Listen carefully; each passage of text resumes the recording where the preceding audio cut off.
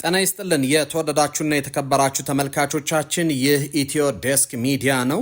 ኢትዮ ዴስክ ሚዲያ በወቅታዊ ጉዳዮች ላይ ትንታኔዎችን እየሰጠው ቆይታ አደርጋለሁ። በዛሬው ዕለት የምንመለከተው የኢራን እስራኤል እንደዚሁም ደግሞ አሜሪካ ጸብ በኢራን ውስጥ የመንግስት ለውጥ ወይም ደግሞ የስርዓት ለውጥ ሊያመጣ ይችላል ወይ የሚለውን እየጠየቀን እንቆያለን። በተለይም የሁለቱ ወገኖች ጦር እንቅስቃሴ ወይም ደግሞ ጦርነቱ ተፋፍሞ ቀጥሏል። በኢራን በኩል በርካታ የአያቶላ ካሚኒን ጨምሮ በርካቶች ተገለዋል። ይሄ በኢራን የወታደራዊ ስርዓት ውስጥ ወይም ደግሞ የአመራር መዋቅር ውስጥ የፈጠረው ክፍተት ይታወቃል። ከዛ በተጨማሪ ደግሞ በእስራኤልና በአሜሪካ በኩል ጥቃቱ ቀጥሏል። ይህ በምን ይቋጫል ነው አሁን ትልቁ ጥያቄ። ይህ እንዴት ሊቋጭ ይችላል? ኢራን ውስጥ የስርዓት ለውጥ ያመጣል ወይስ ደግሞ የስርዓቱ ተዳክሞ ስርዓቱ እንዲቀጥል ይሆናል የሚለው የብዙዎች ጥያቄ ነው። ከዛ በተጨማሪ ደግሞ እነ ሩሲያና እነ ኩርዶች በቀጠና የሚንቀሳቀሱ ኃይሎች እጣፈንታቸው ምንድነው የሚሆነው የሚለው ጉዳይ ዛሬም እያነጋገረ ነው። እነዚህ ቁልፍ ነጥቦች ናቸው። በተለይም ደግሞ ጦርነቱን አሜሪካና እስራኤል ሊያሸንፉት ይችላሉ። ነገር ግን በስርዓት ለውጥ ማምጣት ይችላሉ ወይ? ልክ ኢራቅ እንዳደረጉት ወይም ደግሞ በሶሪያ እንደሆነው ያንን ማድረግ የሚያስችል በኢራን ውስጥ አለ። ስርዓት ውስጥ የሚቀጥል ከሆነና ወይም ደግሞ አሁንም ተመልሶ ወደ ኒኩለር ማብላላት አይገባም የሚለው ጉዳይ ለብዙዎች ጥያቄ ነው። እዚህ ጉዳይ ላይ እያወራን እንቆያለን። አብራችሁኝ ትቆዩ ዘንድ በአክብሮት ጋበዝኩኝ። እስከ 10 ዓመት እየኖሩበት የሚከፍሉት 50% ከወለድ ነፃ የባንክ ብድር የተዘጋጀለት በአየር ጤና አደባባይ ላይ ሞል ሪል ስቴት ከባለ 1 መኝታ እስከ ባለ 3 መኝታ ተጨማሪ ሰራተኛ ክፍል ያላቸው በ8% ቅድመ ክፍያ የሚመዘገቡበት እንደዚሁም ዛሬውኑ እስከ 3,856,000 ብር የሚያተርፉበት በሁሉም ቤቶች ላይ በሁሉም አቅጣጫ የፀሐይ ብርሃን የሚያገኛቸው 4000 ስኩዌር ሜትር ላይ አረንጓዴ ስፍራ ለመጫወቻና ለመዝናኛ ቦታ ከድርጅቱ በነፃ የተዘጋጀ በካሬ ከ54530 እስከ 77900 ብር ከ2 እስከ 3 ዓመት የሚረከቡት በ0969441515 ወይንም በ0969248080 በየትኛውም የሶሻል ሚዲያ ይደውሉልን፣ ይመዝገቡ። ሞን ሪል ስቴቶች ነን። እንግዲህ ጦርነቱ ተፋፍሞ ቀጥሏል። ጦርነቱ መፋፋሙን እና ደግሞ እየፈጠረ ያለው አደጋ ቀላል የሚባል አይደለም። በሁለቱም በኩል ሰብአዊ ቀውሶች እየደረሱ ናቸው። ትልልቅ የጦር መሳሪያዎች ደግሞ ተግባር ላይ ወይም ደግሞ ለጥቃቱ እየዋሉ ይገኛሉ። እንግዲህ ኢራንና በእስራኤልና እንደዚሁም ደግሞ በአሜሪካ ተደጋጋሚ ጥቃት እያስተናገደች ትገኛለች። በሁለቱ ኃይሎች ማለት ነው። በእስራኤልና በአሜሪካ ነው እንግዲህ ከፍተኛ የሆነ ጥቃትን እያስተናገደች ያለችው። ኢራንም ያጸፋ ምላሾችን እየሰጠች ነው። ነገር ግን የኢራን የሚሳኤል ጥቃት ባለፉት 24 ሰዓታት ውስጥ በ86 በመቶ ቀንሷል። የአጥፍቶ ጠፊ ድሮኖቿ ወይም ደግሞ ሻሂድ የምንላቸው እነዚህ በጣም የታወቁ አጥፍቶ ጠፊ ድሮኖች ናቸው። እነዚህ ድሮኖች እንግዲህ በዩክሬን እና በሩሲያ ጦርነት ላይ እየዋሉ ያሉ፣ ሩሲያ በራሱ የኢራን ሻሂድ ድሮኖችን ነው የምትጠቀመው በዩክሬን ላላት የጦር ግዳጅ ማለት ነው። በ23 በመቶ መቀነሱን ነው አሜሪካ ያስታወቀችው። የዓለም ሀገራት ጦርነቱን እንዲቆም መጠየቃቸውንም ቀጥሏል። የኢራን የስለላ ድርጅት በጦርነቱ ዙሪያ ከሲአይኤ ጋር ለመደራደር ደግሞ ጥያቄ ማቅረባቸውንም እንደዚሁ ሮይተርስ መዘገቡ ተሰምቷል። አሁን ትልቁ ጥያቄ ይህ ግጭት ወዴት ሊያመራ ይችላል? የመጀመሪያ የምንጠይቀው ጥያቄ በኢራን ውስጥ የስርዓት ለውጥ ሊያመጣ ይችላል ወይ የሚለውን ነገር መመልከት አለብን። ከዛ ባለፈስ ደግሞ ሩሲያ ላይ ምን አይነት ጫና ሊፈጥር ይችላል የሚለውን እንመለከታለን። ቀጠናዊ ጉዳዮችን እንመልከታቸው። አሜሪካ የኢራን ኩርዶችን እያስታጠቀች ትገኛለች። በኢራቅ፣ በሶሪያ፣ በኢራንና እንደዚሁም ደግሞ በቱርክ ያሉ ኩርዶች ምን አይነት እጣ ፈንታ ሊኖራቸው ይችላል? አንድ ሀገር ይመሰርታሉ ወይስ ደግሞ እንደዚሁም በኢራን ስልጣን ይቆጣጠራሉ የሚለውን መመልከቱ አስፈላጊ ነው። በኢራኑ ስልጣን የሚቆጣጠሩ ከሆነ ለቱርክ አደጋ ነው። ወይም ደግሞ የራሳቸውን ሀገር የሚመሰርቱ ከሆነ ደግሞ በእነዚህ አራት ሀገራት በሙሉ ግጭቶች ይፈጠራሉና ይሄስ ምን አይነት አውድ ይኖረዋል የሚለውን እየተመለከትን አብረናችሁ ነው የምንቆየው። እንግዲህ አሁን የእስራኤልና የአሜሪካ ወታደራዊ አቅም እጅግ ከፍተኛ ከመሆኑ አንጻር በኢራን ላይ ከፍተኛ ጥፋት የማድረስ ብቃት እንዳለው ማንም የሚክደው አይደለም፣ የሚያጠራጥርም አይደለም። ነገር ግን ስርዓትን መጣል ወይም ደግሞ ሬጂም ቼንጅ የሚለውን ጉዳይ ከወታደራዊ ድል በዘለለ ብዙ ስብስብ ነገሮች እንዳሉት ነው የሚነገረው። ይህንን እንመልከተው። የቢሆን መላምቶችን ነው የምንመለከታቸው። ይህ ሊሆን የሚችልባቸውንና እንቅፋት የሚሆኑ ነጥቦችን ደግሞ አንስቶ መወያየቱና መነጋገሩ የተሻለ ይሆናል። የመጀመሪያው ጉዳይ የወታደራዊ አቅም የበላይነት ነው። አሜሪካና እስራኤል በቴክኖሎጂ በአየር ኃይልና በከፍተኛ ጥራት በሚመቱ ሚሳኤሎች ፕሪሲሽን ጋይድድ ሚኒሽንስ ከኢራን እጅግ የላቁ መሆናቸው በስፋት ይነገራል። ለምሳሌ የሚነሳው የኢራን መሰረተ ልማት ጉዳይ አለ። የአሜሪካና የእስራኤል ኃይል የኢራንን የኒውክሌር ጣቢያዎች፣ ነዳጅ ማጣሪያዎችና ወታደራዊ ማዕከላት ሙሉ በሙሉ ማውደም ይችላሉ። ይህ ደግሞ የኢራን መንግስት ለስርዓቱ ቀጣይነት የሚጠቀምበትን የገንዘብና የኃይል ምንጭ ያደርቅበታል ነው። የአሜሪካ እና የእስራኤል ጥቃት ያተኮረው በዋነኛነት አንደኛ አመራሮችን ማስወገድ ነው። በተለይም ደግሞ የኢራን ጦር አለ፣ እንደዚሁም የአብዮታዊ ዘቡ ጠባቂ አለ። የኢስላሚክ ሪፐብሊኩ በ1978-79 ከመጣ በኋላ ደግሞ የኢራን የሪቮሉሽነሪ ጋርዱ ጠባቂው አለ። እሱ በጣም በኢራን ፖለቲካ ውስጥ ኢሊት ፎርስ የሚባል ነው። በከፍተኛ ደረጃ የታጠቀና የተደራጀ ነው።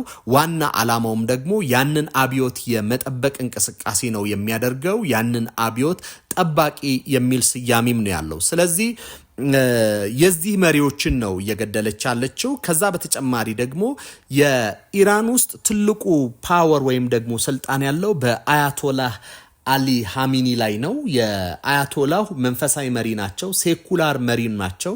እሳቸው የወሰኑት ሰው ነው ለፕሬዝደንትነት እንኳን የሚወዳደረው እና ያላቸው ስልጣን ከፍተኛ ነው።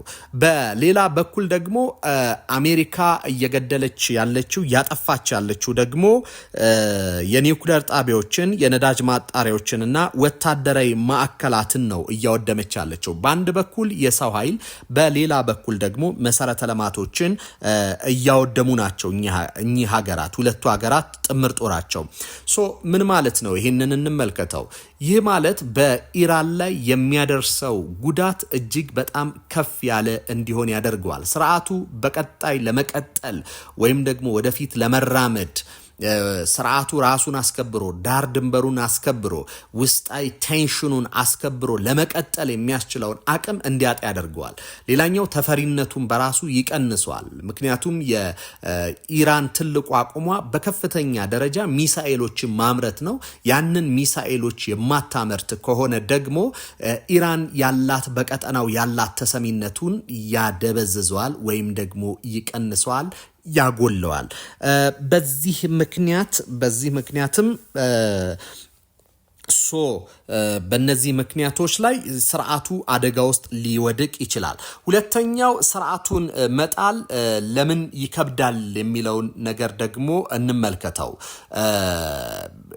ወታደራዊ የበላይነት ቢኖርም የአንድ መንግስት ከስልጣን ለመውረድ ተግዳሮት የሚሆኑ ነገሮች አሉ። የመጀመሪያው የመሬት ወረራ ወይም ደግሞ ግራውንድ ኢንቬዥን አስፈላጊነት ነው። ታሪክ እንደሚያሳየው ለምሳሌ በኢራቅና አፍጋኒስታን የአየር ድብደባ ብቻውን ስርዓት እንደማይጥል ያሳያል። ኢራን ደግሞ በቆዳ ስፋቷ ትልቅና በተራራማ መልክዓ ምድር የተከበበች በመሆኗ እግረኛ ጦር አስገብቶ ለመቆጣጠር እጅግ ከፍተኛ መስዋዕትነትንና ገንዘብን ይጠይቃል።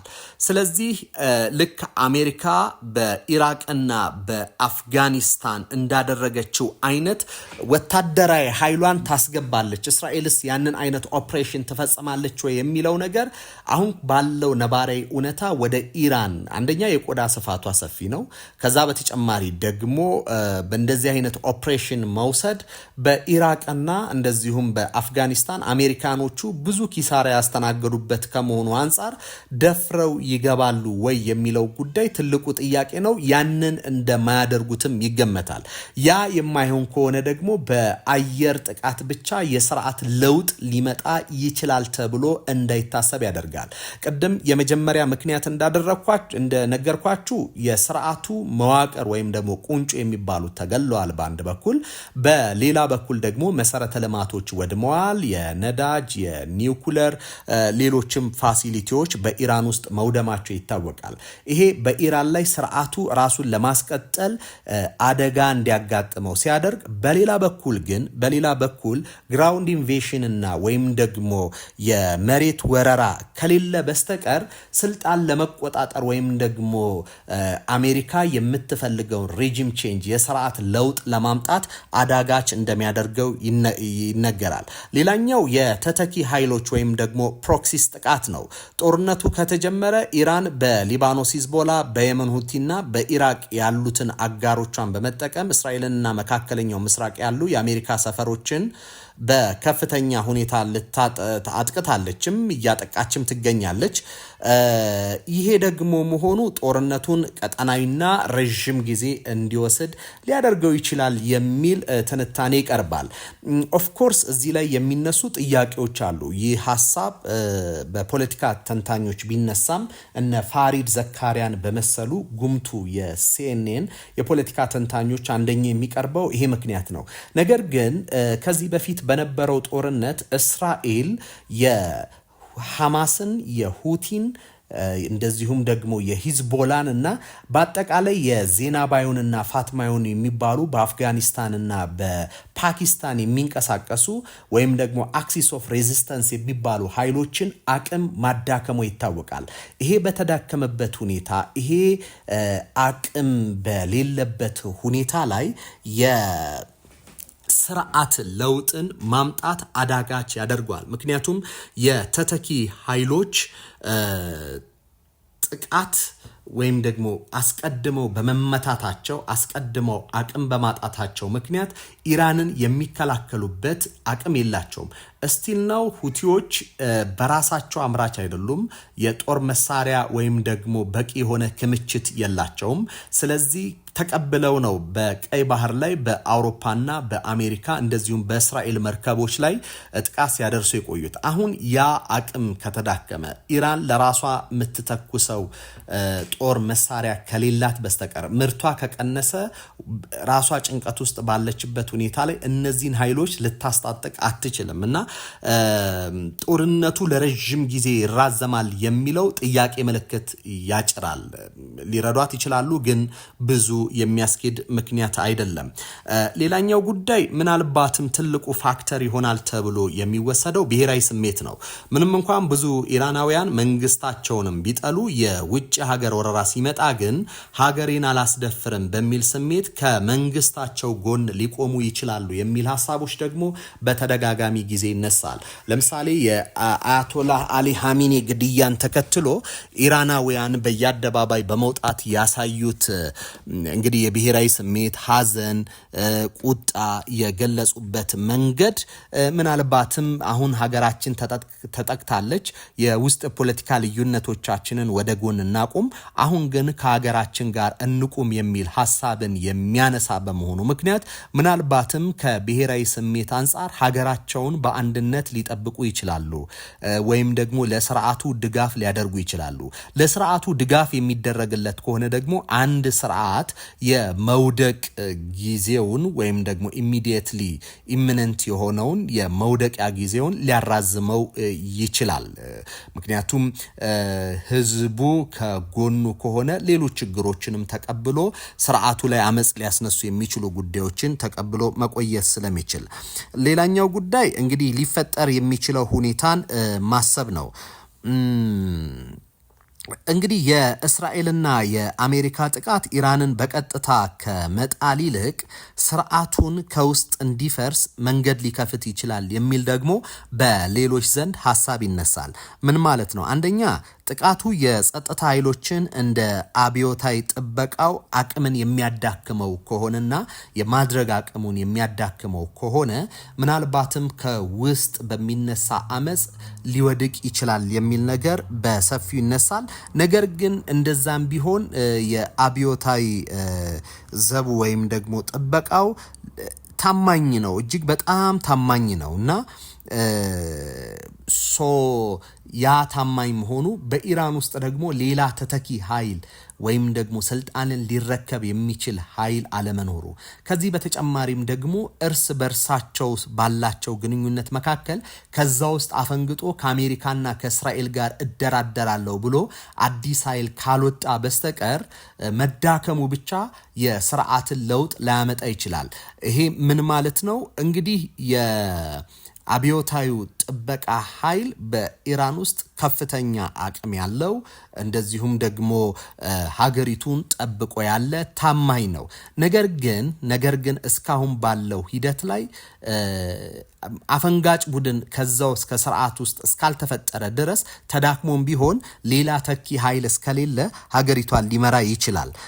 ሌላኛው የኢኮኖሚ ውድመት ህዝቡን ከፍተኛ ቁጣ ካነሳሳው የስርዓት ለውጥ ሊመጣ ይችላል። እስቲል ግን ተኪ ኃይል ይፈልጋል። አለበለዚያ ኢራን ሙሉ በሙሉ ተወድማለች። እንደዚሁም የኢራን መውደቅ ደግሞ ቀጠናው ላይ የሚያስከትለው ተጽዕኖ ቀላል አይደለም። ምናልባትም ደግሞ አሸባሪዎችና የተደራጁ ቡድኖች በሆርሙዝ ሰርጥ ላይ ጥቃት የሚሰነዝሩ ከሆነ የዓለም ከፍተኛ ነዳጅ የሚዘዋወርበት 20% ነዳጅ የሚዘዋወርበት ቀጠና አደጋ ላይ ይወድቃል ማለት ነው። ልክ የቀይ ባህር ቀጠና ላይ ሁቲዎች እንደሚያስከትሉት አይነት ጉዳት በሆርሙዝ ሰርጥ ላይ ሊደርስ ይችላል። ሶስተኛ እንግዲህ በመሪዎች መካከል እንዴት እንቀጥል በሚል መከፋፈል ከተፈጠረም ይሄኛው ምናልባትም ትልቁ ምክንያት ሊሆን የሚችለው ከላይ የጠቀስኳቸው ምክንያቶች ጠቅልሎ መያዝ የሚችለው ይሄ ጉዳይ ይመስለኛል። ምክንያቱም እንዴት እንቀጥል በአሜሪካና በእስራኤል ጋር አብረን ሆነን እንቀጥል ወይ የሚል ጥያቄ ካነሱ ከአሜሪካና ከእስራኤል ጋር የኒውክሌር ስምምነት እናድርግ፣ ያን ብቻ ሳይሆን አሳሪ ህጎችን በሮቻችንን ልክ እንደ ዩኤኢ እና እንደ ሳውዲ አረቢያ እንክፈት የሚልና አዲስ አይነት የስምምነት ማዕቀፍ የሚያኖሩ ከሆነ እንግዲህ በኢራን የስርዓት ለውጥ ሊመጣ ይችላል የሚለውን ነገር ይነግረናል። ከዛ በተጨማሪ ግን አሁን እየሰማናቸው ያሉ ጉዳዮች ይሄ ጦርነት ወይም ደግሞ ይሄ ግጭት ለሌሎች ሀገራትስ የሚሰጠው ሚና ምንድን ነው? በተለይም ደግሞ በብሪክስ ውስጥ አክቲቭ ሮል እየተጫወተች የምትገኘው ሩሲያ አለች። ለሩሲያስ ምን አይነት ገጽታ ምን አይነት ስምስ ይሰጣታል የሚለውን ነገር መመልከቱ እጅግ ጠቃሚ የሚሆን ይመስለኛል። ለምንድነው የሩሲያን ጉዳይ ያነሳሁት? ሩሲያ እንግዲህ የአሜሪካ ተገዳዳሪ ኃይል ናት። የአሜሪካ ተገዳዳሪ ኃይል እንደመሆኗ መጠን አማራጭም ተደርጋ ትወሰዳለች። እቺ ሀገር ሪአክት እንድታረግ ይፈልጋል። አሁን እስራኤልና በአሜሪካ በኢራን ላይ የወሰዱት ባለው እርምጃ ላይ እየተጠየቀም ያለው ጥያቄ ይሄ ነው። ሩሲያ ላይ ምን አይነት ውጤት ይኖረዋል ነው። አንዳንዶች ነገሩን በሁለት የተሳለ ሰይፍ ነው ይሉታል። ከበጎጎኑ ለመነሳት ለሩሲያ ከሚሰጠው ማለት ነው እፎይታን ይሰጣታል። የምዕራቡ ትኩረት ከሩሲያ ወደ ኢራን መዞሩ ለሞስኮ የሲሳይ ያክል ተደርጎ ይወሰዳል።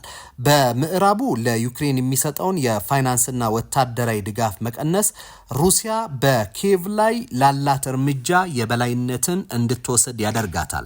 ግጭቱና የሆርሙዝ ሰርጥ መዘጋቱ ደግሞ የነዳጅ ዋጋ እንዲነር ሊያደርገው ይችላል ወይም ደግሞ ያደርገዋል።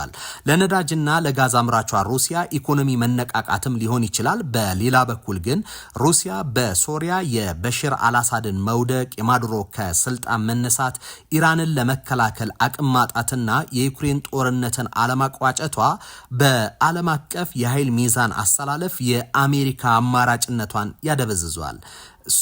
ኢራን ለሩሲያ ሻሂድ ድሮን አቅራቢ ናት። እስራኤል ወይም አሜሪካ በኢራን የጦር መሳሪያ ፋብሪካዎች ላይ ጥቃት ማድረሳቸው የሩሲያን የድሮን አቅርቦት ሊያቋርጥ ወይም ደግሞ ሊቀንሰው ይችላል። ከምንም በላይ ለሩሲያ ትልቁ አደጋ የገጽታና የዲፕሎማሲያ የመደራደር ወይም ባርጌኒንግ ፓወር መቀነሷ ነው። እንዲቀንስ ያደርገዋል። ወዳጆቿ ከአሜሪካ ጥቃትን መከላከል ያቃታት ሩሲያ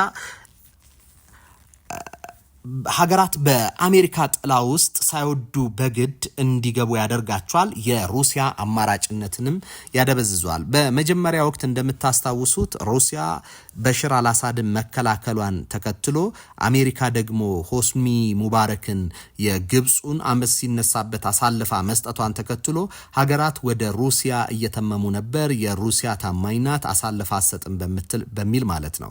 አሁን ግን ኢራንን ሩሲያ አለመከላከሏን ተከትሎ ይሄ አይነት ስሟን ያገኘችው ስሟን ሊያጠፋው ይችላል የሚል ነገር እየተነሳ ነው። ሌላኛው አሜሪካ የኢራን ኩርዶችን እያስታጠቀች ትገኛለች። የሲኤንኤኑ የዓለም አቀፍ ጉዳይ ተንታኙ ኒክ ፓተን የትራምፕ ስልጣን ከአያቶላዎቹ ወደ ኩርዶች ለማሸጋገር አስበዋል እያሉ ናቸው እያለ ይገኛል። ትንታኔ አውጥቷል ሲኤንኤን ላይ። በሌላ በኩል ደግሞ በኢራን የሚገኙ ኩርዶች ነፃ እንዲወጡና የኢራንን አገዛዝ እንዲታገሉ ከኩርድ አመራሮች ጋር አሜሪካ ስምምነት ላይ መድረሷንና ድጋፍ እንደምታደርግ ትራምፕ ገልጿል። እንግዲህ በሶሪያ የሚገኙ ኩርዶች ደግሞ ከእስራኤል ጋር ወታደራዊ ስምምነት እንዳላቸው ይታወቃል። ከዚህ በተጨማሪም በኢራቅ የሚገኙ ኩርዶች አይኤስአይስን ለመዋጋት ከአሜሪካ ጋር በትብብር ሲሰሩም ቆይቷል። በቱርክ የሚገኙ ኩርዶች ትግላቸው ቢዳከምም በሶስት ሀገራት ያለው የኩርዶች እንቅስቃሴ መነቃቃቱ የቱርክ ኩርዶችን ማነቃቃቱ አይቀርም። ይህ ከቱርክ ኩርድ የጦር ኃይል ከሆነው ፒኬካ ጋር የተስማሙት ኤርዶሃን የግዛት አንድነታቸው ላይ ችግር ሊፈጥርባቸው ይችላል እየተባለ ነው። የአሜሪካ እቅድ ከተሳካ በአራቱ ሀገራት ተከፋፍለው ለዘመናት እየታገሉ የሚገኙ ኩርዶች በቅርቡ ኩርዲስታን የምትባል ሀገር መመስረታቸው አይቀርም።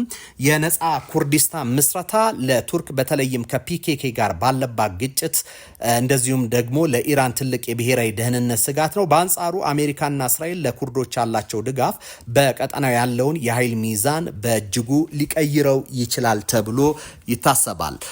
የተወደዳችሁ ተመልካቾቻችን እንግዲህ የዛሬውን ትንታኔን እዚህ ላይ አብቅቻለሁ።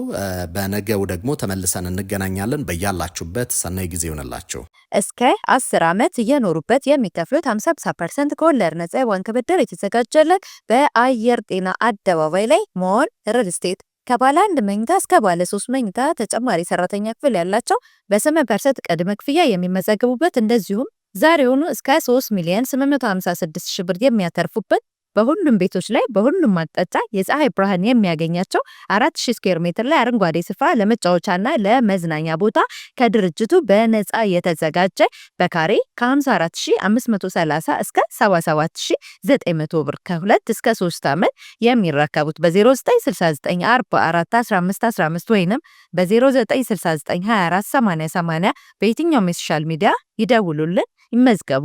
ሞን ሪል ስቴቶች ነን።